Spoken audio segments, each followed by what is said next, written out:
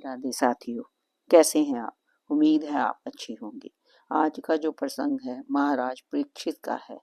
जो भोजन आज प्रातःकाल बनाया गया है शाम तक वह नष्ट हो जाएगा, सड़ने लगेगा। ऐसे अन्न के रस से वह शरीर पुष्ट हुआ है, फिर उसमें नित्यता या टिकाऊपन कैसा? सुभद्रा कुमारी अभिमन्यु की पत्नी महाराज विराट की पुत्री उत्तरा गर्भवती थी। उनके उदर में कौरव एवं पांडवों का एकमात्र वंशधर था। अश्वत्थामा ने उस गर्भस्थ बालक का विनाश करने के लिए ब्रह्मास्त्र का प्रयोग किया। व्यविहल उत्तर भगवान श्री कृष्ण की शरण में गई। भगवान ने उसे अभय ध्यान दिया और उस बालक की रक्षा के लिए वह सूक्ष्म रूप में उत्तरा के गर्भ में सवे पहुंच गए। गर्भस्थ शिशु ने देखा कि एक प्रचंड तेज चारों ओर से समुद्र की भांति उमड़ता हुआ उसे भस्म करने आ रहा है। उसी समय बालक के अंगूठे के बराबर ज्योति में भगवान को अपने पास देखा। भगवान अपने कमल नेत्रों से बालक को स्नेह पूर्वक देख रहे थे। उनके सुंदर श्याम वर्ण पीताम्बर को अद्भुत शोभा थी। मुकुट, कुंडल, अंगद, किंकिनी प्रभृति मणि में आभरण उन्होंने दान कर रखे थे। उनके 4 भुजाएं थी और शंख चक्र गदा पद्म थे। अपनी गदा को उल्का के समान चारों ओर से गदा से घुमाकर भगवान उस उमड़ते आते अस्त्र तेज को बराबर नष्ट करते जा रहे थे। बालक 10 महीने तक भगवान को देखता रहा। वह सोचता ही रहा, ये कौन है? जन्म का समय आने पर भगवान वहां से अदृश्य हो गए। बालक मृत सा उत्पन्न हुआ, क्योंकि जन्म के समय उस पर ब्रह्मास्त्र का प्रभाव पड़ गया था। तुरंत श्री कृष्ण चंद्र प्रसूति का ग्रह में आए और उन्होंने उस शिशु को जीवित कर दिया। यही बालक परीक्षित के नाम से प्रसिद्ध हुआ। जब परीक्षित बड़े हुए, पांडवों ने इन्हें राज्य सौंप दिया और सभी हिमालय पर चले गए। प्रतापी एवं धर्मात्मा परीक्षित ने राज्य में पूरी व्यवस्था स्थापित की।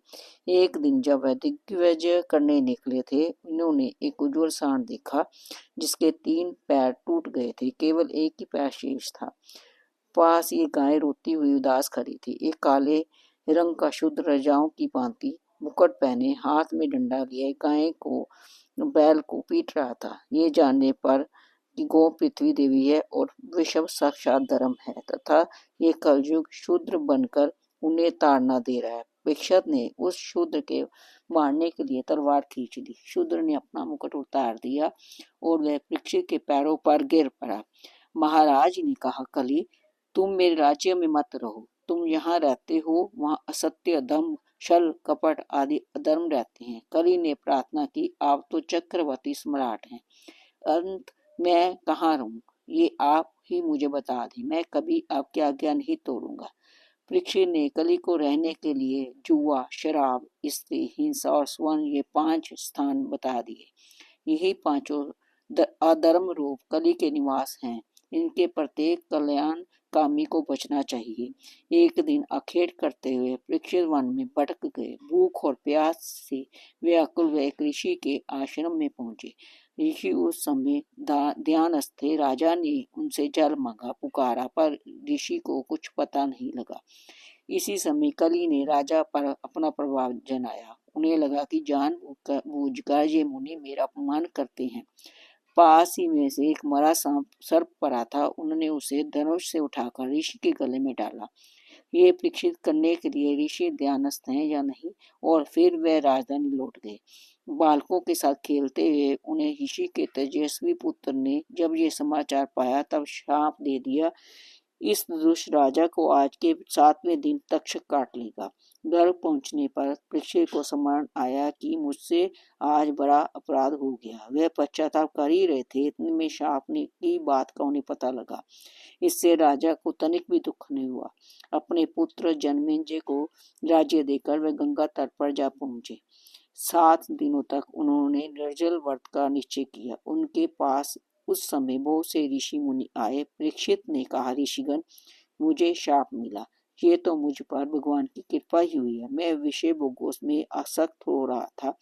दया में भगवान ने शाप के बहाने मुझे उनसे अलग कर दिया। अब आप मुझे भगवान का पावन चरित्र सुनाइए।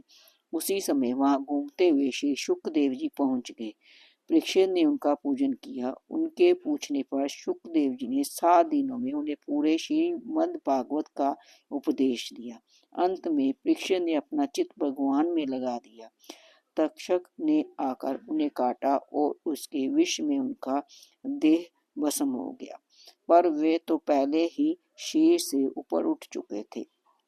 उनको इस सब का पता तक नहीं चला। साथियों, तक्षक कौन है? तक्षक हमारी वो मंद बुद्धि है जो कि हम अब इन ध्यान लालच के चीजों में लगा देती है। हमें भगवान का स्मरण भूल जाता है, हम भगवान को याद भी नहीं करते। हर वक्त लालच में पड़े रहते हैं कि कैसा मैं अपना धन भराऊं, कैसे मैं अपने उसको ठगूं, बस यही हमारे दिमाग में होता है। ये नहीं होता कि भगवान का थोड़ी देर के लिए स्मरण करें और भगवान की तरफ ध्यान दें। अगर हम भगवान की तरफ ध्यान देंगे तो हमें तक्षक हमारा कुछ भी नहीं बिगाड़ सकेगा और हम भगवान की चरणों में ऐसे लीन हो जाएंगे जैसे एक पत्ता वृक्ष से नीचे गिरता है। इसलिए हमें अपने 24 घंटे में से कुछ घंटे भगवान का स्मरण में जरूर लगाना चाहिए, ताकि हमारी बुद्धि भी अच्छी रहे और हम अच्छे कामों में अपना ध्यान लगा सकें। ये प्रसंग आपको कैसे लगा मुझे अवश्य बताइए। अगर कोई भी त्रुटि रह गई हो तो मुझे क्षमा कीजिए। धन्यवाद।